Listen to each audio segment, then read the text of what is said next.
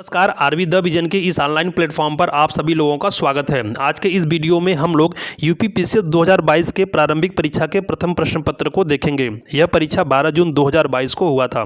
आइए पहला प्रश्न देखते हैं। पहले प्रश्न में पूछा गया है कि सूची 1 को सूची 2 से सुमेलित कीजिए तथा सूचियों को नीचे दिए गए कूट से सही उत्तर का चयन कीजिए। एक तरफ समिति दी गई है, दूसरी तरफ उसके नियुक्ति का वर्ष दिया गया है। बलवंत राय मेहता समिति, अशोक मेहता समिति, एल.एम. सिंघवी समिति और पी.के. थुंगुन समिति। तो इसका राइट आंसर क्या हो जाएगा? इसका right answer option number B हो जाएगा। 1, 2, 3, 4। बलवंत राय मेहता समिति 1957, अशोक मेहता समिति 1977, एल.एम. सिंघवी समिति 1986 और पी.के. थुंगुन समिति 1988। आइए प्रश्न संख्या 2 देखते हैं हम लोग। प्रश्न संख्या 2 में पूछा गया है कि डाइक्लोरो डाइफिनाइल ट्राइक्लोरोइथेन DDT एक है, क्या है? जैव रासायनिक प्रदूषक, अजैव अपघटनीय प्रदूषक, जैव अपघटनीय प्रदूषक, गैर प्रदूषणकारी या गैर प्रदूषक। तो इसका राइट आंसर क्या हो जाएगा? इसका right answer option number B हो जाएगा, अजैव अपघटनीय प्रदूषक। आइए प्रश्न संख्या 3 देखते हैं हम लोग। प्रश्न संख्या 3 में पूछा गया है कि निम्नलिखित में से कौन से दो सही सुमेलित है? एक तरफ जनजातियां दी गई हैं और दूसरी तरफ राज्य दिए गए हैं। केरिया ओडिशा, कुकी उत्तर प्रदेश, यानदी राजस्थान और पालियान तमिलनाडु। तो इसका राइट आंसर क्या हो जाएगा? इसका right answer option number B हो जाएगा, 1 और 4, यानी कि केरिया ओडिशा और पालियान तमिलनाडु, ये दोनों मैच कर रहे हैं। देखिए, कुकी की बात करें तो यह पूर्वोत्तर के राज्यों में पाई जाती हैं और यानिदी की बात करें तो ये आंध्र प्रदेश में पाई जाती है। ओडिशा में खरिया जनजाति पाई जाती है, न कि केरिया, फिर भी आयोग ने इसका उत्तर बी ही माना है। प्रश्न संख्या 4 देखते हैं हम लोग। प्रश्न संख्या 4 में पूछा गया है कि निम्नलिखित में से कौन सा बायोमास ऊर्जा का स्रोत नहीं है? ऑप्शन दिया गया लकड़ी, परमाणु ऊर्जा, गोबर, कोयला। तो इसका right answer option number B हो जाएगा, परमाणु ऊर्जा। अगला प्रश्न देखते हैं हम लोग। प्रश्न संख्या 5, इसमें पूछा गया है कि निम्नलिखित में से किसने चिंतामणि भट्ट द्वारा रचित संस्कृत ग्रंथ शुक सप्तती का फारसी में अनुवाद कर उसका नाम तुतीनामा रखा? ऑप्शन दिया गया अमीर खुसरो, अब्दुल रज्जाक, शिहाबुद्दीन उल उमरी, ख्वाजा जियाउद्दीन नक्शबी। तो इसका right answer option number D हो जाएगा, ख्वाजा जियाउद्दीन नक्शबी। देखिए, ख्वाजा जियाउद्दीन नक्शबी एक फारसी संत एवं चिकित्सक भी थे। प्रश्न संख्या हम लोग 6 देखते हैं। इसमें पूछा गया है कि भारत के नियंत्रक महालेखा परीक्षक का ऑडिट रिपोर्ट का परीक्षण करती है। भारत के नियंत्रक महालेखा परीक्षक का ऑडिट रिपोर्ट का परीक्षण करती है, कौन करती है? ऑप्शन दिया गया प्राक्कलन समिति, लोक उपक्रम समिति, लोक लेखा समिति या फिर उपरोक्त में से कोई नहीं। तो इसका right answer option number C हो जाएगा, लोक लेखा समिति। देखिए, लोक लेखा समिति में कुल 22 सदस्य होते हैं, जिसमें 15 सदस्य लोकसभा से आते हैं और 7 सदस्य राज्यसभा से आते हैं। अगला प्रश्न देखते हैं हम लोग। इसमें पूछा गया है भारत में कृषि क्षेत्रों में छूटों यानी फार्म सब्सिडी के संदर्भ में निम्न कथनों पर विचार कीजिए। यहाँ पे 4 कथन दिया गया है और पूछा गया कि इसमें से कौन कौन सा कथन सही है। तो एक बार इसको आप लोग पढ़ लीजिए। भारत में इनपुट सब्सिडी जैसे उर्वरकों पर दी जाने वाली अप्रत्यक्ष फार्म सब्सिडी के अंतर्गत आती है। किसानों को बिजली एवं सिंचाई पर दी जाने वाली कटौतियाँ प्रत्यक्ष फार्म सब्सिडी के अंतर्गत आती है। विश्व व्यापार संगठन के कृषि संबंधी प्रावधान प्रत्यक्ष फार्म सब्सिडी की अनुमति देते हैं, परंतु अप्रत्यक्ष सब्सिडी पर रोक लगाते हैं। भारत में सरकारों द्वारा दी जाने वाली सब्सिडियाँ अप्रत्यक्ष श्रेणी में आती है। तो जो इसका राइट आंसर होगा वह हो जाएगा ऑप्शन नंबर सी, 2 और 3। 2 और 3 राइट आंसर होगा, लेकिन आयोग ने इसका आंसर डी दिया हुआ है, 1 और 4 दिया हुआ है, जो कि गलत है। इसका राइट आंसर सी ही होगा। प्रश्न संख्या हम लोग 8 देखते हैं। प्रश्न संख्या 8 में पूछा गया है भारत सरकार द्वारा पर्यावरण के परिरक्षण संरक्षण अधिनियम कब पारित किया गया था? 1986, 1974, 1981 या फिर 1971। तो इसका राइट आंसर क्या हो जाएगा? इसका right answer option number E हो जाएगा, 1986। आइए हम लोग अगला प्रश्न देखते हैं। प्रश्न संख्या 9, इसमें पूछा गया है कि हमारे द्वारा उपयोग किए जाने वाले ऊर्जा के अधिकांश स्रोत संग्रहित सौर ऊर्जा का प्रतिनिधित्व करते हैं। निम्नलिखित में से कौन सा अंततः सूर्य की ऊर्जा से व्युत्पन्न नहीं होता? भूतापीय ऊर्जा, नाभिकीय ऊर्जा, पवन ऊर्जा या बायोमास ऊर्जा। तो इसका right answer option number B हो जाएगा, नाभिकीय ऊर्जा। आइए प्रश्न संख्या 10 देखते हैं हम लोग। प्रश्न संख्या 10 में पूछा गया है ओजोन दिवस किस तिथि को मनाया जाता है? तो सबको पता है कब मनाया जाता है, 16 सितंबर को, ऑप्शन नंबर बी। प्रश्न संख्या 11 देखते हैं हम लोग। प्रश्न संख्या 11 में पूछा गया है कि सूची 1 को सूची 2 से सुमेलित कीजिए तथा सूचियों के नीचे दिए गए कूट से सही उत्तर का चयन कीजिए। एक तरफ अनुसूची दी गई है, दूसरी तरफ उससे संबंधित विषय दिए गए हैं। तृतीय अनुसूची राज्य विधान परिषदों में स्थानों का आवंटन, चतुर्थ अनुसूची शपथ या प्रतिज्ञान के प्रतिरूप, 7वीं अनुसूची भाषाएं, 8वीं अनुसूची की संसद और विधानमंडल द्वारा बनाए जाने वाली विधियों की विषय सूची। तो इसका राइट आंसर क्या हो जाएगा? इसका right answer option number C हो जाएगा, सी 2143, यानी कि तृतीय अनुसूची आपकी चली जाएगी शपथ और प्रतिज्ञान के प्रतिरूप, और चतुर्थ अनुसूची यह चला जाएगा आपका राज्य विधान राज्य विधान परिषदों में स्थानों का आवंटन, ठीक है। और 7वीं अनुसूची ये आपकी चली जाएगी संसद और विधानमंडल द्वारा बनाए जाने वाली विधियां, और 8वीं अनुसूची भाषाओं से संबंधित है। चलिए प्रश्न संख्या 12 देखते हैं हम लोग। प्रश्न संख्या 12 में पूछा गया है, नीचे 2 कथन दिए गए हैं, एक को अभिकथन ए तथा दूसरे को कारण आर कहा गया है। अभिकथन ए में कहा गया कि 73वां संविधान संशोधन भारत के स्थानीय शासन के इतिहास में एक आधार स्तंभ के रूप में माना जाता है, और कारण दिया गया है 73वें संविधान संशोधन ने पंचायतों को अति अपेक्षित संवैधानिक दर्जा प्रदान किया। तो इसका राइट आंसर क्या हो जाएगा? इसका right answer option number E हो जाएगा, यानी कि कथन और कारण दोनों सही है और आर ए की सही व्याख्या भी करता है, यानी। चलिए प्रश्न संख्या 13 देखते हैं हम लोग। इसमें पूछा गया है कि सूची 1 को सूची 2 से सुमेलित कीजिए तथा सूचियों के नीचे दिए गए कोड से सही उत्तर का चयन कीजिए। एक तरफ व्यक्ति दिया गया, दूसरे तरफ उससे संबंधित कार्य दिए गए हैं। MS स्वामीनाथन, LK झा, वर्गीस कुरियन, मुरारजी देसाई, और दूसरी तरफ दिया गया है बैंकों पर सामाजिक नियंत्रण, दुग्ध उत्पादन, हरित क्रांति, आर्थिक प्रशासन। तो इसका राइट आंसर क्या हो जाएगा? इसका right answer option number C हो जाएगा, 3, 4, 2, 1।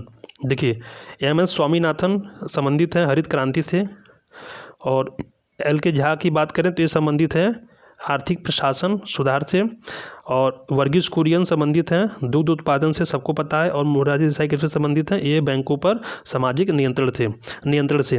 तो इस तरह से राइट आंसर क्या हो जाएगा? 3, 4, 2, 1। चलिए अगला प्रश्न देखते हैं हम लोग। प्रश्न संख्या 14, इसमें पूछा गया कि चंद्रगुप्त सेकंड के संदर्भ में निम्नलिखित में से कौन सा ऐसे कथन सही है या है? शक विजय के संदर्भ में सबसे सबल प्रमाण इस नरेश की रजत मुद्राएं हैं। इन मुद्राओं की तौल लगभग 33 ग्रेन हुआ करती थी। और नीचे दिए गए कोड से सही उत्तर का चयन कीजिए। तो इसका राइट आंसर क्या हो जाएगा? इसका right answer option number B हो जाएगा, 1 और 2 दोनों सही है।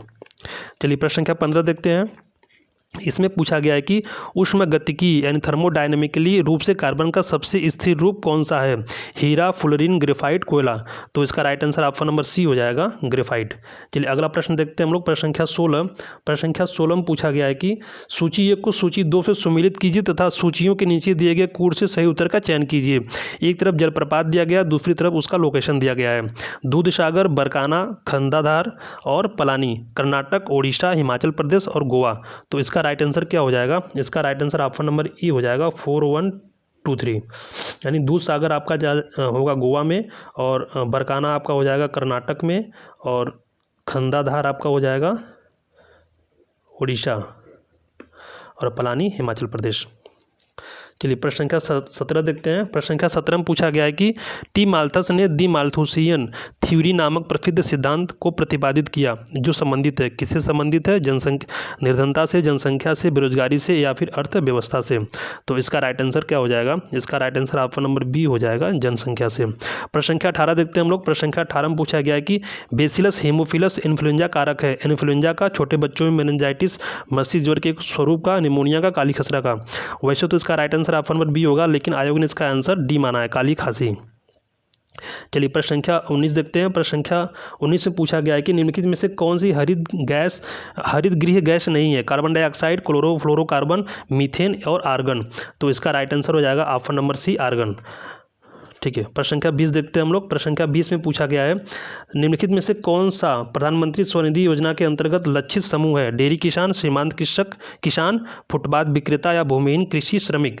तो इसका राइट आंसर क्या हो जाएगा? इसका right answer option number C हो जाएगा, फुटपाथ विक्रेता।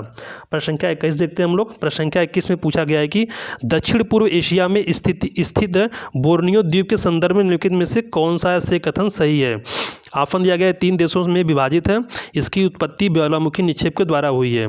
तो यहाँ पे 4 ऑप्शन दिए गए हैं, इसका राइट आंसर क्या हो जाएगा? इसका राइट आंसर हो जाएगा ऑप्शन नंबर ए, केवल एक सही है, यानी कि ये 3 देशों में विभाजित है। प्रश्न संख्या 22 देखते हैं हम लोग। प्रश्न संख्या 22 में पूछा गया है कि सूची 1 को सूची 2 से सुमेलित कीजिए तथा सूचियों के नीचे दिए गए कोड से सही उत्तर का चयन कीजिए। एक तरफ अधिकारी दिया गया और दूसरी तरफ उनसे संबंधित कार्य दिया गया है। तलार, पट्टकोल, सहस्राधिपति, बलादीप, चुंगी का सुरक्षक, चोरी डकैती के मुकदमे का अधिकारी, रात्रि सुरक्षाकर्मी का अधिकारी, ग्रामीण कर वसूल करने वाला अधिकारी। तो इसका राइट आंसर क्या हो जाएगा? इसका राइट आंसर ऑप्शन नंबर ए हो जाएगा, 3, 4, 2, 1। यानी कि तलार संबंधित है, रात्रि सुरक्षा कर्मी का अधिकारी है, और पटकोल आपका हो जाएगा ग्रामीण कर वसूली करने वाला अधिकारी, और सहसाधिपति आपका हो जाएगा चोरी डकैती के मुकदमे का अधिकारी, और बलादीप हो जाएगा आपका चुंगी कर का सुरक्षक। प्रश्न संख्या 23 देखते हैं हम लोग। प्रश्न संख्या 23 में पूछा गया है, प्रश्न संख्या 23 में पूछा गया है कि भारत में किस धार्मिक समूह का सर्वाधिक भाग नगरी है? तो इसका right answer option number E हो जाएगा जैन। इसका right answer option number E हो जाएगा जैन। आइए प्रश्न संख्या 24 देखते हैं। प्रश्न संख्या 24 में पूछा गया है, उत्तर प्रदेश के निम्नलिखित नगरों पर विचार कीजिए तथा जनसंख्या के आधार पर उन्हें अवरोही क्रम में व्यवस्थित कीजिए। गाजियाबाद, कानपुर, आगरा और लखनऊ। तो इसका राइट आंसर क्या हो जाएगा? इसका right answer option number C हो जाएगा, C4, यानी सी हो जाएगा 2, 4, 1 और 3। 2 पहले कानपुर आएगा, 4 फिर लखनऊ आएगा, फिर 1 गाजियाबाद आएगा, और फिर 3 आगरा आएगा। प्रश्न संख्या 25 देखते हैं हम लोग। प्रश्न संख्या 25 में पूछा गया है कि निम्नलिखित में से कौन सा सही सुमेलित है? देव समाज बनारस, भारत धर्म महामंडल दिल्ली, सनातन धर्म रक्षणी सभा कलकत्ता, राधा स्वामी सत्संग लाहौर। तो पूछा गया कि इसमें कौन सा सुमेलित है? तो इसमें सुमेलित है ऑप्शन नंबर सी, सनातन धर्म रक्षणी सभा कलकत्ता। बाकी ऑप्शन की बात करें तो इसमें आपका भारत धर्म महामंडल हरिद्वार, देव समाज लाहौर, राधा स्वामी सत्संग आगरा में अवस्थित है। प्रश्न संख्या 26 देखते हैं हम लोग। प्रश्न संख्या 26 में पूछा गया कि निम्नलिखित समाजशास्त्रियों में से किसने ग्राम्य नगरीकरण यानी अर्बेनाइजेशन के विचार को विस्तार से बताया है? H Spencer, Yogendra Singh, GS Dhurye, Shri MN Srinivas. तो इसका राइट आंसर क्या हो जाएगा? इसका right answer option number C हो जाएगा, GS धुरे। GS धुरे का पूरा नाम है गोविंद सदाशिव धुरे। प्रश्न संख्या 27 देखते हैं हम लोग। प्रश्न संख्या 27 में पूछा गया है कि भारत में सौर ऊर्जा द्वारा संचालित हवाई अड्डा है नई दिल्ली, अहमदाबाद, कोचीन या चेन्नई। तो इसका right answer option number B हो जाएगा, कोचीन। कोचीन यह भारत के नहीं बल्कि पूरे विश्व का पहला अंतर्राष्ट्रीय हवाई अड्डा है जो कि सौर ऊर्जा द्वारा संचालित है। प्रश्न संख्या 28 देखते हैं हम लोग। प्रश्न संख्या 28 में पूछा गया है कि निम्नलिखित में से कौन सी वाटरशेड विकास परियोजना भारत की केंद्र सरकार द्वारा प्रायोजित है जिसका उद्देश्य ग्रामीण आबादी को पानी के संरक्षण के लिए सक्षम बनाना है? हरियाली, पानी पसंद, जल क्रांति, उपयुक्त में से कोई नहीं। तो इसका राइट आंसर ऑप्शन नंबर ए हो जाएगा, हरियाली। प्रश्न संख्या हम लोग 29 देखते हैं। प्रश्न संख्या 29 में पूछा गया है कि निम्नलिखित में से कौन एक सही सुमेलित नहीं है? ईश्वर बर्मन, जौनपुर प्रस्तर अभिलेख, सर्ववर्मन गया ताम्रपत्र, जीवित गुप्ता सेकेंड जैव बर्डाक अभिलेख, और ईशान वर्मन हराहा पाषाण अभिलेख। तो इसमें कौन सा मैच नहीं कर रहा है? इसमें जो सुमेलित नहीं है वह है ऑप्शन नंबर बी, सर्ववर्मन। देखिए सौरवर्मन का असीरगढ़ ताम्रपत्र अभिलेख है। प्रश्न संख्या 30 देखते हैं हम लोग। प्रश्न संख्या 30 में पूछा गया है कि सूची 1 को सूची 2 से सुमेलित कीजिए तथा सूचियों के नीचे दिए गए कोड से सही उत्तर का चयन कीजिए। एक तरफ क्रांति दी गई है और दूसरी तरफ उससे संबंधित उत्पादन दिया गया है। गोल्डन क्रांति, ग्रे क्रांति, पीली क्रांति, काला ब्लैक या काली या ब्लैक क्रांति, और तिलहन उत्पादन, बागवानी एवं शहद, पेट्रोलियम उत्पादन और उर्वरक। तो इसका राइट आंसर क्या हो जाएगा? इसका राइट आंसर हो जाएगा ऑप्शन नंबर, इसका right answer option number D हो जाएगा, 2413। यानी गोल्डन क्रांति संबंधित है बागवानी एवं शहद से, ग्रे क्रांति संबंधित है उर्वरक से, और पीली क्रांति संबंधित है तिलहन उत्पादन से, और काली या ब्लैक क्रांति संबंधित है आपका पेट्रोलियम उत्पादन से। चलिए प्रश्न संख्या हम लोग 31 देखते हैं। प्रश्न संख्या 31 में पूछा गया है कि निम्नलिखित पर्वत श्रृंखलाओं में से कौन सी हिमालय पर्वत श्रेणी में अवस्थित है? चोओ, लोत्से, अन्नामलाई, सिरुमलाई। तो इसका राइट आंसर ऑप्शन नंबर हो जाएगा एक, यह अवस्थित है, और 2, 1 और 2 दोनों अवस्थित है, यानी कि ऑप्शन नंबर ए। देखिए बाकी की बात करें तो पूछा गया कि निम्नलिखित पर्वत श्रृंखलाओं में से कौन सी हिमालय पर्वत श्रेणी में अवस्थित है? हाँ सही है, चोओ और लोसे ये दोनों तिब्बत में स्थित है, तिब्बत हिमालय में स्थित है। तो ऑप्शन नंबर ए सही हो जाएगा। प्रश्न संख्या 32 देखते हैं हम लोग। प्रश्न संख्या 32 में पूछा गया है कि निम्नलिखित में से कौन सा एक युग्म सही सुमेलित नहीं है? रेयान, रूपांतरित स्टार्च, स्पार्टेम, संश्लेषित मधुरक, ऑक्सीटोसिन, हार्मोन, नियोप्रिन, विशिष्ट रबड़। तो इसका राइट आंसर क्या हो जाएगा? इसका right answer option number B हो जाएगा, स्पार्टेम। यह सही सुमेलित नहीं है, संश्लेषित मधुरक नहीं होता है, यह होता है अर्ध सिंथेटिक फाइबर। इसका राइट आंसर ऑप्शन नंबर ए हो जाएगा। इसका राइट आंसर ऑप्शन नंबर ए हो जाएगा रेयान। रेयान जो होता है वह अर्ध सिंथेटिक फाइबर होता है, ना कि रूपांतरित स्टार्च। प्रश्न संख्या 33 देखते हैं हम लोग। प्रश्न संख्या 33 में पूछा गया कि निम्नलिखित घटनाओं पर विचार कीजिए और उनको कालक्रमानुसार व्यवस्थित कीजिए। मुदगी का युद्ध, पार्टोनोवा का युद्ध, सकरखेड़ा का युद्ध और बेदरा का युद्ध। तो इसका राइट आंसर क्या हो जाएगा? इसका right answer option number B हो जाएगा 3, 4, 2 और 1। 3 अगर हम लोग सबका ईयर देखें तो मुदगी का वर्ष हुआ है 1845 में हुआ है। पार्टोनोवा का युद्ध 1781 में हुआ है, 1781। और सकरखेड़ा का युद्ध हुआ है 1724 और बेदरा का 1759। तो इसका राइट आंसर क्या हो जाएगा? 3, 4, 2 और 1। प्रश्न संख्या 34 देखते हैं हम लोग। प्रश्न संख्या 34 में पूछा गया है कि उत्तर प्रदेश के निम्नलिखित में से कौन सा वन्यजीव अभ्यारण्य 1975 में स्थापित किया गया था? किशनपुर, कतरनिया घाट, रायपुर और चंबल। तो इसका राइट आंसर क्या हो जाएगा? इसका राइट आंसर ऑप्शन बी हो जाएगा कतरनिया घाट। प्रश्न संख्या 35 देखते हैं। इसमें पूछा गया है कि प्रसिद्ध रूर कोयला क्षेत्र निम्नलिखित में से किस देश में स्थित है? फ्रांस, जर्मनी, रूस या ग्रेट ब्रिटेन।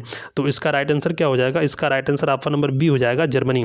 प्रश्न संख्या 36 देखते हैं हम लोग। प्रश्न संख्या 36 में पूछा गया है कि निम्नलिखित में से कौन सा एक मौलिक कर्तव्य नहीं है? राष्ट्रगान का सम्मान करना, प्राकृतिक वातावरण की रक्षा एवं संवर्धन करना, सार्वजनिक संपत्ति की सुरक्षा करना या फिर राष्ट्रीय महत्व के स्मारकों और स्थानों की रक्षा करना। तो इसका right answer option number D हो जाएगा। यह जो है कि यह मौलिक कर्तव्य नहीं है, बल्कि यह राज्य के नीति निषेध तत्व के अंतर्गत आता है। चलिए हम लोग अगला प्रश्न देखते हैं। अगला प्रश्न पूछा गया है 37, प्रश्न संख्या 37। इसमें पूछा गया है कि सूची 1 को सूची 2 से सुमेलित कीजिए तथा सूचियों के नीचे दिए गए कोड से सही उत्तर का चयन कीजिए।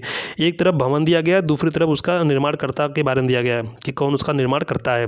सुल्तानगढ़ी, लाल महल, जमात खाना मस्जिद, 2.5 दिन का झोपड़ा। और इधर दिया अलाउद्दीन खिलजी, कुतुबुद्दीन ऐबक, इल्तुतमिश और बलबन। तो लाल महल सबसे नीचे शुरुआत करते हैं हम लोग। 2.5 दिन का झोपड़ा बनवाया था कुतुबुद्दीन ऐबक ने, ठीक है, और लाल महल बनवाया था बलबन ने। अब देखिए डी का 2 और बी का 4 किस में है? ये आपका राइट आंसर हो जाएगा ऑप्शन नंबर डी। सॉरी, इसका राइट आंसर ऑप्शन नंबर क्या हो जाएगा?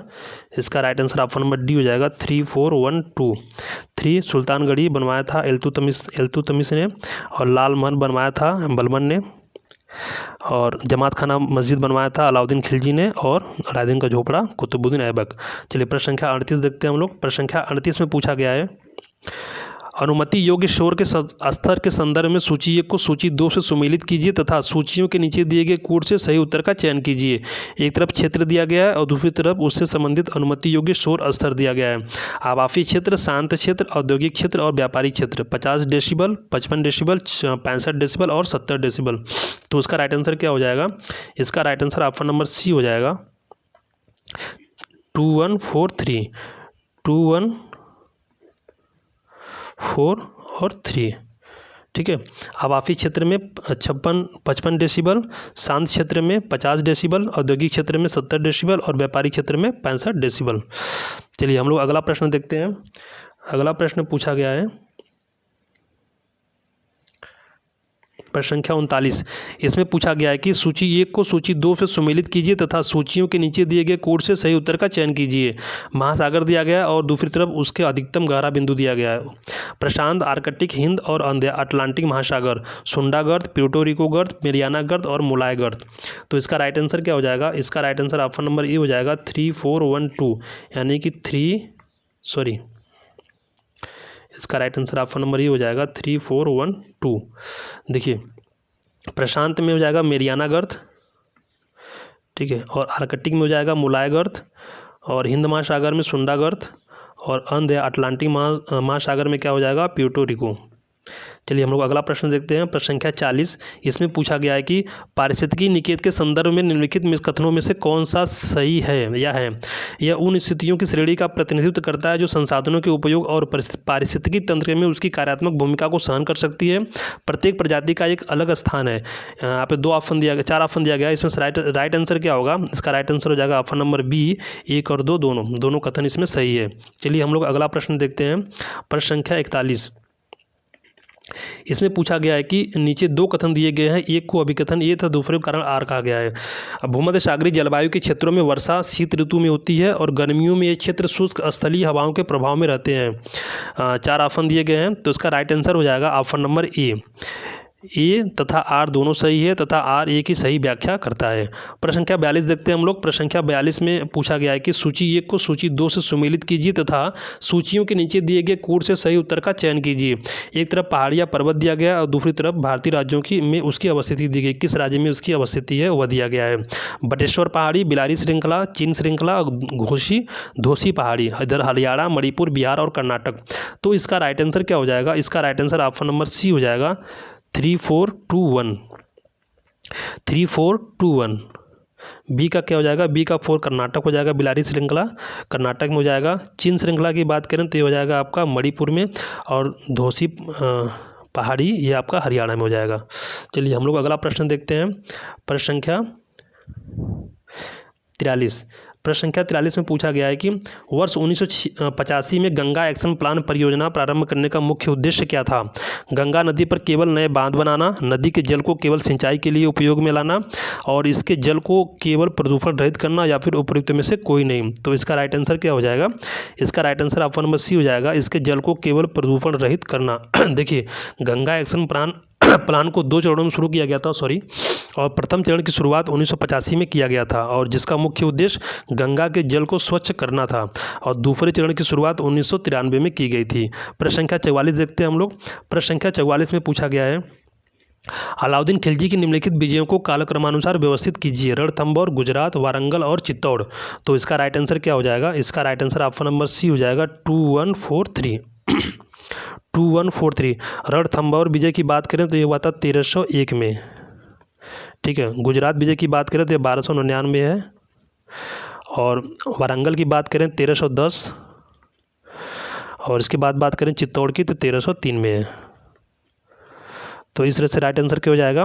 पहले हो जाएगा 1299, एक हो जाएगा 2, और फिर इसके बाद 1301, फिर 1303, फिर 1310, तो हो जाएगा 2143। Right answer option number C. आइए प्रश्न संख्या 45 देखते हैं हम लोग। प्रश्न संख्या 45 में पूछा गया है कि निम्नलिखित विषयों पर विचार कीजिए तथा उन्हें कालक्रमानुसार जैसा संविधान में उल्लिखित है व्यवस्थित कीजिए।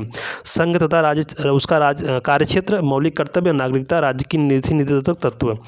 तो 4 ऑप्शन दिए गए हैं, इसका राइट आंसर हो जाएगा ऑप्शन नंबर बी 1, 3, 4 और 2। देखिए, भाग 1 की बात करें तो भाग 1 में संघ तथा उसका राज्य क्षेत्र है, और भाग 2 में नागरिकता है, और भाग 4 में राज्य के नीति निर्देशक तत्व दिए गए हैं, और भाग 4A में मौलिक कर्तव्य दिए गए हैं। तो इस तरह से राइट आंसर क्या हो जाएगा? Right answer option number B हो जाएगा 1, 3, 4 और 2। प्रश्न संख्या 46 देखते हैं हम लोग। प्रश्न संख्या 46 में पूछा गया है कि मेक इन इंडिया कार्यक्रम के संदर्भ में निम्नलिखित कथनों में से कौन सा से सही है या है? मेक इन इंडिया प्रोग्राम वर्ष 2014 में प्रारंभ किया गया था, और इसका उद्देश्य भारत में कंपनियों को विनिर्माण हेतु प्रोत्साहन देना तथा निवेश को सुगम बनाना है। तो इसका राइट आंसर क्या हो जाएगा? इसका right answer option number B हो जाएगा, 1 तथा 2 दोनों सही है। चलिए हम लोग अगला प्रश्न देखते हैं। इसमें दोनों सही है, 1 और 2 दोनों सही है। प्रश्न संख्या 47 देखते हैं हम लोग। प्रश्न संख्या 47 में पूछा गया है कि औरंगजेब के शासनकाल के निम्नलिखित घटनाओं पर विचार कीजिए और उनको कालक्रमानुसार व्यवस्थित कीजिए। देवराय की लड़ाई, बनारस के पास सोजा की पराजय, सामूगढ़ की लड़ाई, धर्मद में विजय। तो इसका राइट आंसर क्या हो जाएगा? इसका right answer option number D हो जाएगा 2413। आइए थोड़ा उसको डेट वाइज हम लोग देख लेते हैं। देखिए, देवराय की लड़ाई जो हुई थी मार्च 1900, ये हुआ था मार्च 1659, मार्च 1659 में हुआ था। बनारस के पास सोजा की जो पराजय हुई थी वह हुई थी फरवरी 1658 में, ये हुआ था फरवरी 1658 में, और इसके बाद हम लोग बात करें सामूगढ़ की लड़ाई, तो सामूगढ़ की लड़ाई हुई थी 29 मई 1658। यह 29 मई, ये आपका मई में हुआ है, कलम चल नहीं रहा है, 1658 में। और धर्मद में विजय की बात करें तो 15 अप्रैल, ये अप्रैल में है,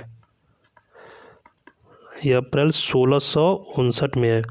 तो इस तरह से राइट आंसर क्या हो जाएगा? पहले फरवरी को हो जाएगा 2, फिर इसके बाद हो जाएगा आपका 1659, धर्मत में 1658 में है, सॉरी 58 है, 59 नहीं है। तो दो हो जाएगा, फिर 4 हो जाएगा, फिर 3 और 1। राइट आंसर क्या हो जाएगा? Option number D. आइए प्रश्न संख्या 48 देखते हैं हम लोग। प्रश्न संख्या 48 में पूछा गया है, निम्नलिखित में से कौन सा नगर इराक में सुन्नी त्रिकोण का भाग नहीं है? बगदाद, रमादी, बसरा या टिकरित? तो इसका राइट आंसर क्या हो जाएगा? इसका right answer option number C हो जाएगा, बसरा। देखिए, सुन्नी त्रिकोण बगदाद के उत्तर पश्चिम में इराक का एक धनी आबादी का क्षेत्र है। प्रश्न संख्या 49 देखते हैं हम लोग। प्रश्न संख्या 49 में पूछा गया है कि निम्नलिखित में से कौन सा पदार्थ जैव निम्नीकरण है? ऊन, प्लास्टिक के कप, एल्यूमिनियम फाइल, कांच की बोतल? तो इसका राइट आंसर क्या हो जाएगा? इसका right answer option number E हो जाएगा, ऊन। देखिए, जैव निम्नीकरण वे पदार्थ हैं जो प्राकृतिक प्रक्रिया जैसे जीवाणु की क्रिया द्वारा अपघटित हो जाते हैं। तो यह इसका राइट आंसर क्या हो जाएगा? ऊन हो जाएगा। प्रश्न संख्या 50 देखते हैं हम लोग। प्रश्न संख्या 50 में पूछा गया है कि निम्नलिखित घटनाओं पर विचार कीजिए तथा उनको कालक्रमानुसार व्यवस्थित कीजिए। गदर पार्टी की स्थापना, चिटगांव शस्त्रागार छापा, बर्लिन में इंडियन इंडिपेंडेंस कमेटी की स्थापना और केंद्रीय असेंबली में बम कांड। तो इसका राइट आंसर क्या हो जाएगा? इसका राइट आंसर ऑप्शन में बी हो जाएगा, 1, 3, 4 और 2। देखिए, इसको हम लोग डेट वाइज देख लेते हैं। तो गदर पार्टी की स्थापना हुई थी अप्रैल 1913 में, इसकी स्थापना अप्रैल 1913 में हुई थी। और चिटगांव शस्त्रागार छापा पड़ा था, ये 18 अप्रैल 1930 में। और इसके बाद बर्लिन में इंडियन इंडिपेंडेंस कमेटी की स्थापना हुई थी 1914 में। और केंद्रीय असेंबली में बम कांड जो हुआ था वह 8 अप्रैल 1929 को हुआ था। राइट आंसर क्या हो जाएगा? 1, 3, 4 और 2। आइए प्रश्न संख्या 51 देखते हैं। इसमें पूछा गया कि निम्नलिखित युगों में से कौन सा एक सुमेलित नहीं है? उत्तराखंड 70, गोवा 40, उत्तर प्रदेश 403 और मणिपुर 60। तो इसका राइट आंसर हो जाएगा ऑप्शन नंबर डी, मणिपुर 62। ये 62 नहीं, यहाँ पे 60 है। हम लोग अगला प्रश्न देखते हैं। देखिए, अगले प्रश्न में पूछा गया है, सल्फा ड्रग निम्नलिखित में से किस प्रकार की औषधि है? प्रतिजीवाणुक, पीड़ाहारी, ज्वरनाशी या फिर प्रतिरोधी? तो इसका राइट आंसर क्या हो जाएगा? इसका right answer option number E हो जाएगा, प्रतिजीवाणुक। देखिए, इसे सल्फोनामाइड के नाम से भी जानते हैं। जो सल्फा ड्रग है इसे सल्फोनामाइड के नाम से भी जानते हैं। आइए प्रश्न संख्या हम लोग 53 देखते हैं। प्रश्न संख्या 53 में पूछा गया है कि संयुक्त राष्ट्र विकास कार्यक्रम UNDP ने निर्धनता की निम्नलिखित श्रेणियों की पहचान की है। कौन सा एक सही है?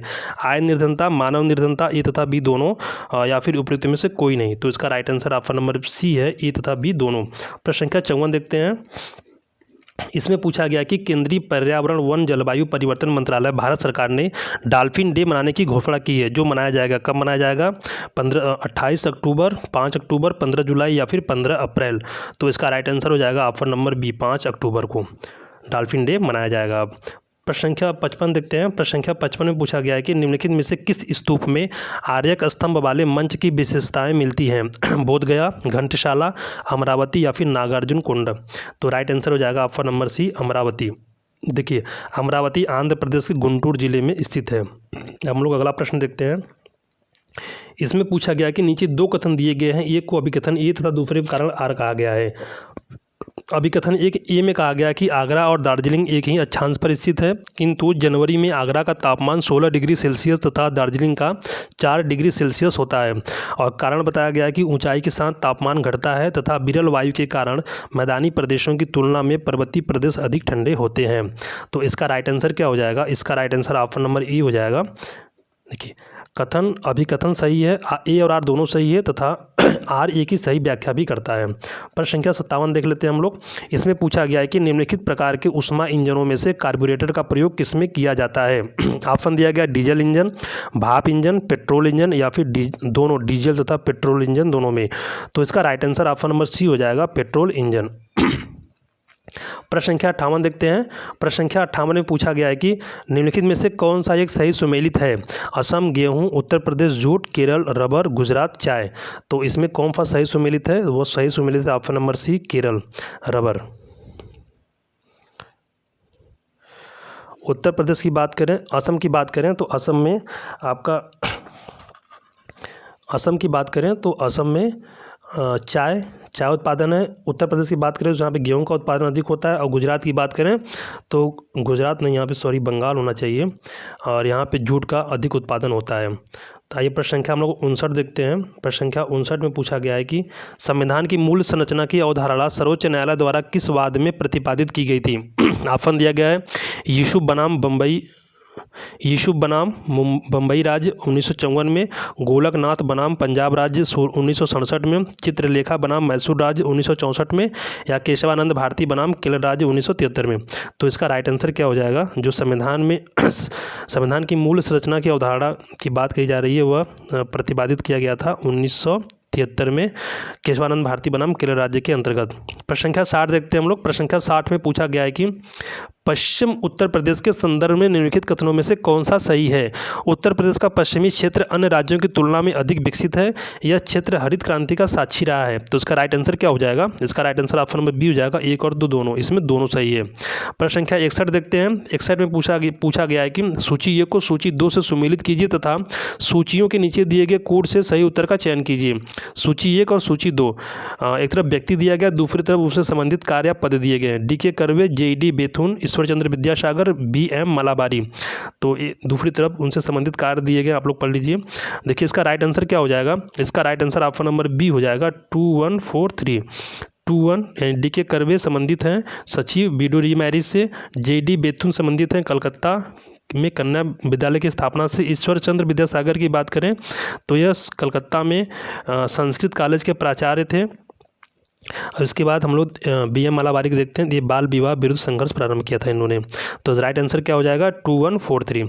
आइए प्रश्न संख्या 62 देखते हैं। प्रश्न संख्या 62 में पूछा गया है कि निम्नलिखित में से कौन सा स्तनधारी अंडे देता है? कंगारू, लोरिस, एकेडिना और हैजडॉग। तो इसका राइट आंसर क्या हो जाएगा? इसका right answer option number C हो जाएगा, एकेडिना। प्रश्न संख्या 63 देखते हैं। प्रश्न संख्या 63 में पूछा गया है कि सौर ऊर्जा को विद्युत ऊर्जा में किसके द्वारा परिवर्तित किया जाता है? फोटोवोल्टाइक कोशिकाओं के द्वारा, लेकलेंज कोशिकाओं के द्वारा, वोल्टाइक कोशिकाओं के द्वारा, या फिर शुष्क कोशिकाओं के द्वारा। तो इसका राइट आंसर ऑप्शन नंबर ए हो जाएगा, फोटोवोल्टाइक कोशिकाओं के द्वारा सौर ऊर्जा को विद्युत ऊर्जा में कन्वर्ट करते हैं। प्रश्न संख्या 64 देखते हैं हम लोग। इसमें पूछा गया है कि जनसांख्यिकी लाभांश है 1559 वर्ष की कार्यशील जनसंख्या। यही राइट आंसर है। ऑप्शन नंबर ए क्या हो जाएगा? Right answer. प्रश्न संख्या 65 देखते हैं हम लोग। इसमें पूछा गया है कि काराकुम मरुस्थल निम्नलिखित में से किस देश में स्थित है? कजाकिस्तान, ताजिकिस्तान, किर्गिस्तान या तुर्कमेनिस्तान। तो इसका राइट आंसर क्या हो जाएगा? इसका right answer option number D हो जाएगा, तुर्कमेनिस्तान। आयोग ने इसका उत्तर यही माना है, और लेकिन इसका विस्तार किर्गिस्तान में भी है। तो एक तरह से सी और डी दोनों हो सकता है, लेकिन आयोग ने इसका आंसर राइट आंसर क्या माना है? डी ही माना है। चलिए प्रश्न संख्या 66 देखते हैं हम लोग।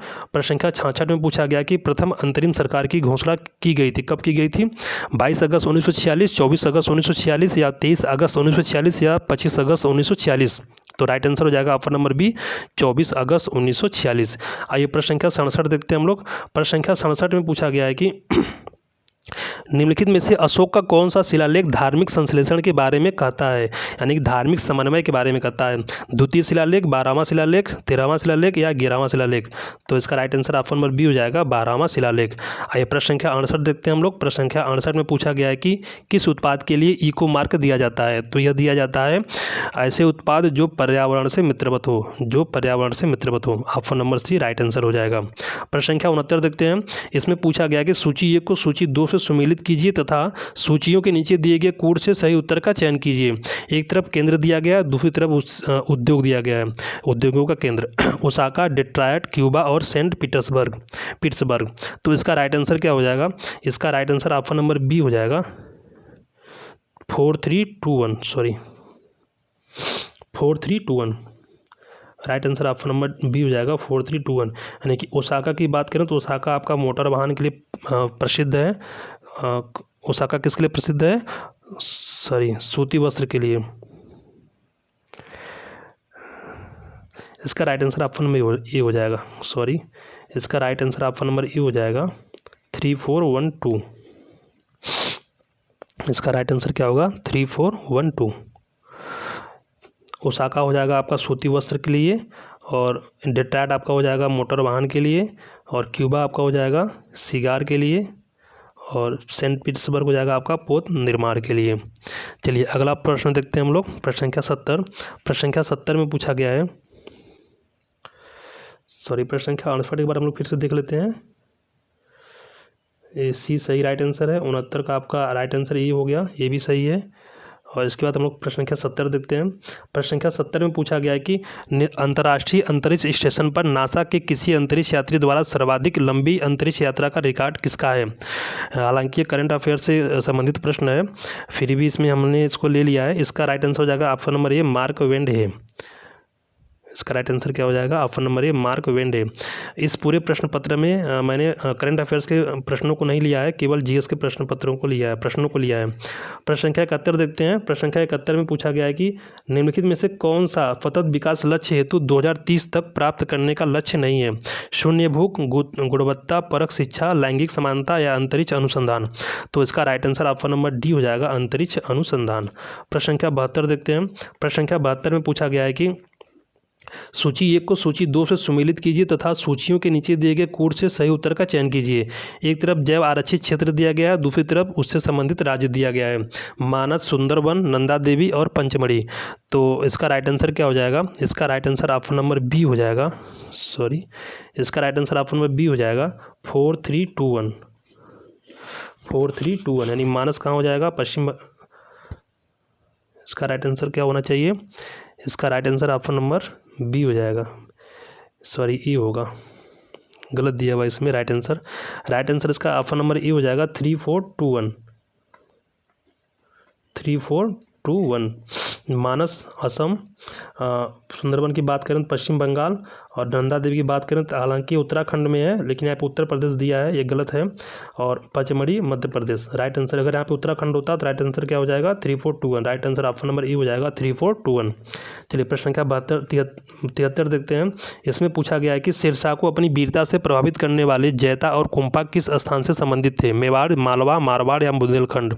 तो इसका राइट आंसर हो जाएगा ऑप्शन नंबर सी, मारवाड़ से दोनों संबंधित थे। कौन कौन संबंधित थे, जैता और कुंपा। आइए प्रश्न संख्या 74 देखते हैं। प्रश्न संख्या 74 में पूछा गया है कि उत्तर प्रदेश में एक जनपद एक उत्पाद योजना के आधार पर निम्नलिखित युग्मों में से कौन सा एक सही सुमेलित नहीं है। देखिए इसमें अमेठी भी सही है, आगरा सही है, गौतम बुद्ध नगर, ये तीनों सही है, बागपत सही नहीं है। यहाँ पे लकड़ी के खिलौने हैं, एक्चुअली यहाँ पे होगा घरेलू सजावटी सामान, तो यह गलत हो जाएगा। राइट आंसर क्या होगा, right answer option number E हो जाएगा, बागपत। यहाँ पूछा है कि कौन सुमेलित नहीं है, तो कौन सुमेलित नहीं है, बागपत सुमेलित नहीं है। बागपत में क्या है, बागपत में घरेलू सजावटी सामान। प्रश्न संख्या 75 देखते हैं। प्रश्न संख्या 75 में पूछा गया है कि निम्नलिखित राजनीतिक दलों पर विचार कीजिए और उन्हें उनकी स्थापना के कालक्रमानुसार व्यवस्थित कीजिए। देखिए बहुजन समाज पार्टी दिया गया, समाजवादी पार्टी, तेलुगु देशम पार्टी और ऑल इंडिया तृणमूल पार्टी दिया गया है। तो इसका right answer option number D हो जाएगा 3, 1, 2 और 4।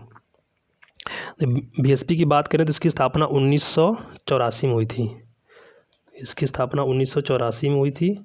और समाजवादी पार्टी की बात करें तो इसकी स्थापना 1992 में हुई थी, 1992 की बात। तेलुगु देशम पार्टी की बात करें तो इसकी स्थापना 1982 में हुई थी। और इसके बाद ऑल इंडिया तृणमूल पार्टी की बात करें तो इसकी स्थापना 1998 में हुई थी। तो राइट आंसर क्या हो जाएगा 3। सबसे पहले तेलुगु देशम पार्टी 1982, फिर बहुजन समाज पार्टी 1984, फिर समाजवादी पार्टी 1992, फिर इसके बाद ऑल इंडिया तृणमूल पार्टी 1998। तो राइट आंसर क्या हो जाएगा 3, 1, 2 और 4। प्रश्न संख्या 76 देखते हैं हम लोग। प्रश्न संख्या 76 में पूछा गया कि सत्यशोधक समाज के संस्थापक कौन थे जिनका प्राथमिक जोर सत्य की खोज पर था। राजा राम मोहन राय, एमजी राणा डे, ज्योतिबा फुले या ताराबाई शिंदे। तो इसका राइट आंसर क्या हो जाएगा, इसका right answer option number C हो जाएगा, ज्योतिबा फुले। आइए प्रश्न संख्या 77 देखते हैं हम लोग। प्रश्न संख्या 77 में पूछा गया है कि नीचे दो कथन दिए गए हैं, एक को अभिकथन ए तथा दूसरे को कारण आर कहा गया है। अभिकथन ए में कहा गया कि एक गिलास पानी में नमक का घोल समरस होता है, और कारण बताया गया कि पूरे हिस्से में विभिन्न संगठन वाला घोल समरस होता है। तो इसका राइट आंसर क्या हो जाएगा, इसका right answer option number B हो जाएगा, ए सही है परंतु आर गलत है। आइए प्रश्न संख्या 78 देखते हैं हम लोग। प्रश्न संख्या 78 में पूछा गया है कि सूची 1 को सूची 2 से सुमेलित कीजिए तथा सूचियों के नीचे दिए गए कोड से सही उत्तर का चयन कीजिए। सूची 1 में ग्रंथ दिया गया, सूची 2 में रचनाकार दिया गया है। रागमाला, रसकौमुदी, राग विबोध, चतुर्दंडी, प्रकाशिक, सोमनाथ, वेंकटरमण, पुंडरीक, विट्ठल और श्रीकंठ। तो इसका राइट आंसर क्या हो जाएगा, इसका right answer option number E हो जाएगा 3412। 3412 यानी रागमाला संबंधित किससे है, पुंडरीक विट्ठल से। रस कौमुदी किससे संबंधित है, ये आपका है श्रीकंठ। और राग विबोध आपका संबंधित हो जाएंगे सोमनाथ से। सोमनाथ से, और चतुर्दंडी प्रकाशिक संबंधित है वेंकटरमन। यहाँ पे प्रश्न में वेंकटरमन दिया है, गलत है, यहाँ पे होना चाहिए वेंकटमखिन। वेंकटमखिन राइट्स होगा और वेंकटरमन गलत हो जाएगा। तो इस तरह से राइट आंसर क्या हो जाएगा 3412।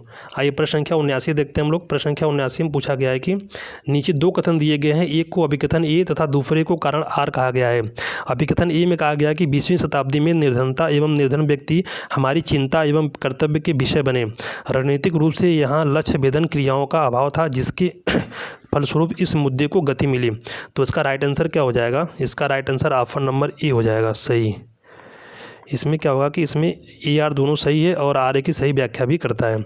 आइए प्रश्न संख्या 80 देखते हैं। प्रश्न संख्या 80 में पूछा गया है कि सूची 1 को सूची 2 से सुमेलित कीजिए तथा सूचियों के नीचे दिए गए कूट से सही उत्तर का चयन कीजिए। एक तरफ दिवस दिया गया, दूसरी तरफ उससे संबंधित घटना या अवसर दिया गया है।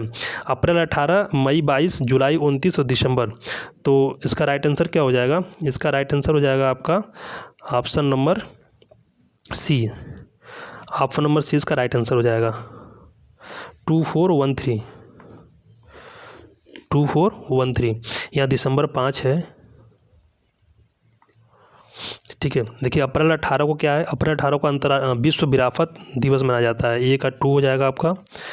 मई 22 मई को आपका मनाया जाता है, बी का 4 हो जाएगा अंतर्राष्ट्रीय जैव विविधता दिवस। और जुलाई 29 आपका क्या हो जाएगा? अंतर्राष्ट्रीय बाघ दिवस हो जाएगा, अंतर्राष्ट्रीय बाघ दिवस। और दिसंबर 5 क्या हो जाएगा? विश्व मिट्टी दिवस। तो राइट आंसर क्या हो जाएगा? 2413। चलिए प्रश्न संख्या हम लोग 81 देखते हैं। प्रश्न संख्या 81 में पूछा गया है कि म्यांमार का पेगु यामा क्षेत्र किस खनिज का प्रमुख उत्पादक है? चांदी, टीन, तांबा या खनिज तेल? तो इसका right answer option number D हो जाएगा खनिज तेल, मिनरल ऑयल। प्रश्न संख्या 82 देखते हैं हम लोग। प्रश्न संख्या 82 में पूछा गया है कि निम्नलिखित में से कौन सा वृक्ष पर्यावरण के लिए खतरा है? केला, बबूल, यूकेलिप्टस या नीम? तो ये सबको पता है कौन सा खतरा है, कौन सा पेड़ खतरा है, यह है यूकेलिप्टस। प्रश्न संख्या 83 देखते हैं। किस संविधान संशोधन के द्वारा दिल्ली को राष्ट्रीय राजधानी क्षेत्र बनाया गया? तो इसका राइट आंसर ऑप्शन नंबर ए हो जाएगा 69वें संविधान संशोधन द्वारा दिल्ली को राष्ट्रीय राजधानी क्षेत्र बनाया गया था। प्रश्न संख्या 84 देखते हैं। जलियांवाला बाग हत्याकांड के विरोध में किसने ब्रिटेन सरकार के नाइटहुड की उपाधि को लौटा दिया था? तो यह थे रविन्द्रनाथ टैगोर, इन्होंने इस उपाधि को लौटा दिया था। प्रश्न संख्या 85 देखते हैं हम लोग। प्रश्न संख्या 85 में पूछा गया कि भारत में सर्वाधिक ज्वारी शक्ति उत्पादक तटीय क्षेत्र निम्नलिखित में से कौन सा है? तो यह खंबात की खाड़ी हो जाएगी, गुजरात का खंबात तट। चलिए प्रश्न संख्या 86 देखते हैं हम लोग। प्रश्न संख्या 86 में पूछा गया है कि सिंधु घाटी की सभ्यता के किस पुरास्थल से नाव के चित्र या मॉडल प्राप्त हुए हैं? कालीबंगा और रोपड़, हड़प्पा एवं कोटदीजी, मोहनजोदड़ो एवं लोथल और धौलावीरा या भगतराव? तो इसका right answer option number C हो जाएगा मोहनजोदड़ो एवं लोथल। प्रश्न संख्या 87 देखते हैं हम लोग। इसमें पूछा गया है कि शिक्षा का अधिकार मौलिक अधिकारों में सम्मिलित किया गया, कब किया गया था? यह किया गया था, ऑप्शन नंबर सी से हो जाएगा 86वें संविधान संशोधन अधिनियम 2002 के द्वारा। इसका राइट आंसर यही होगा। आइए प्रश्न संख्या 88 देखते हैं हम लोग। प्रश्न संख्या 88 में पूछा गया है कि प्रकाश रासायनिक धुंध में हमेशा रहता है, क्या होता है? तो ओजोन होता है, ओजोन इसका बेस है।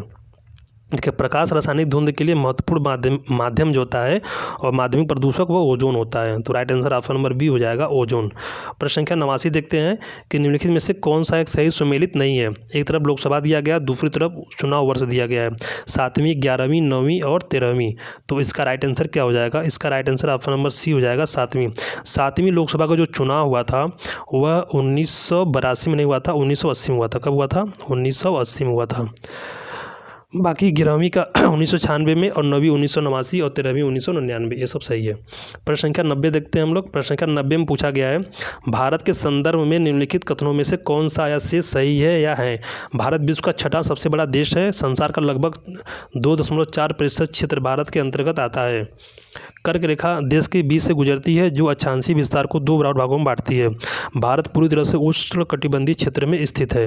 तो इसका राइट आंसर क्या हो जाएगा? इसका right answer option number D हो जाएगा 2 और 3। भारत 6ठा नहीं 7वां सबसे बड़ा देश है विश्व का, और यह सही हो जाएगा आपका, और ऑप्शन नंबर 3, ठीक है, यह दोनों सही है। तो राइट आंसर क्या हो जाएगा? Right answer option number D हो जाएगा 2 और 3। चलिए प्रश्न संख्या 91 देखते हैं।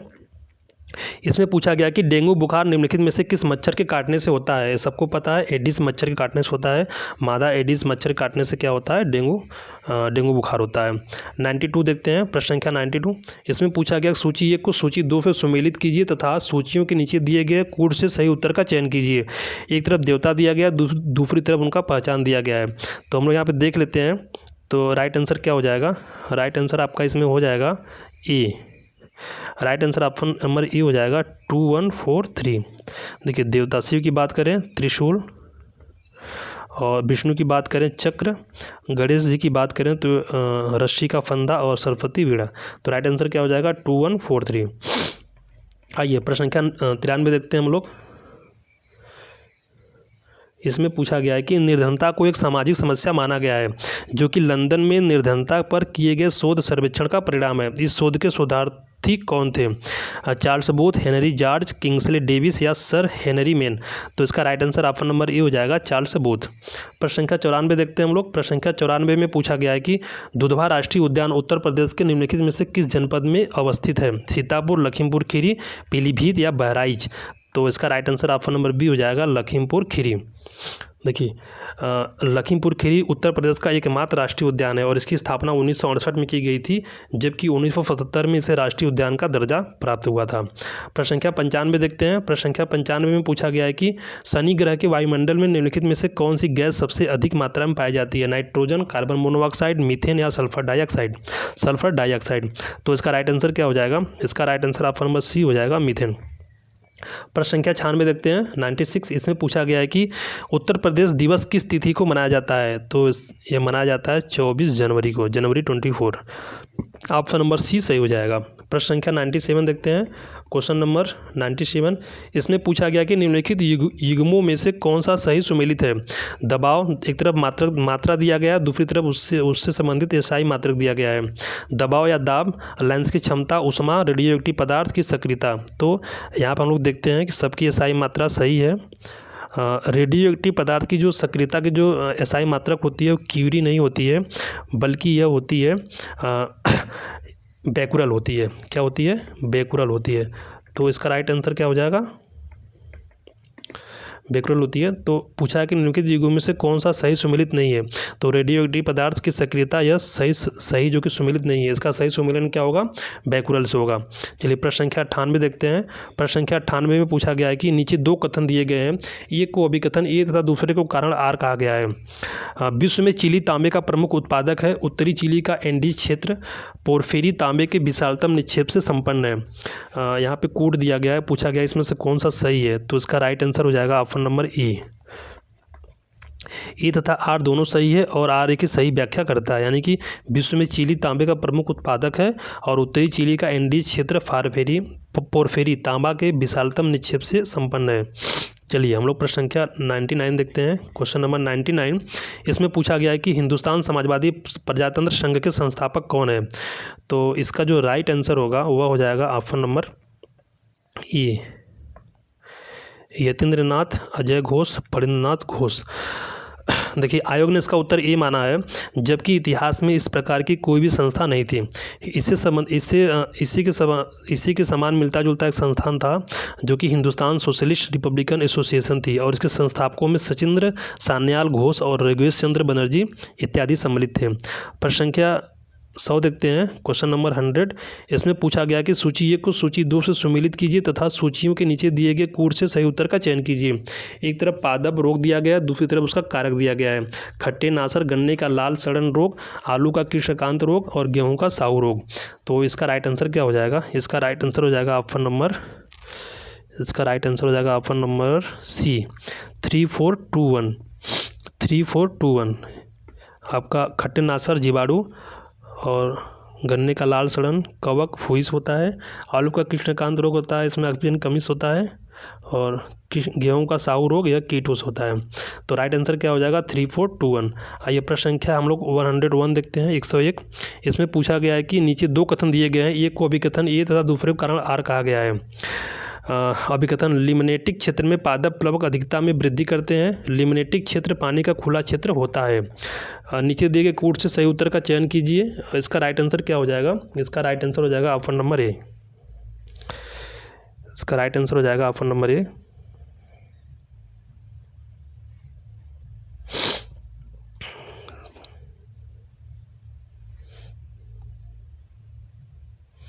सॉरी, इसका राइट आंसर हो जाएगा ऑप्शन नंबर ए।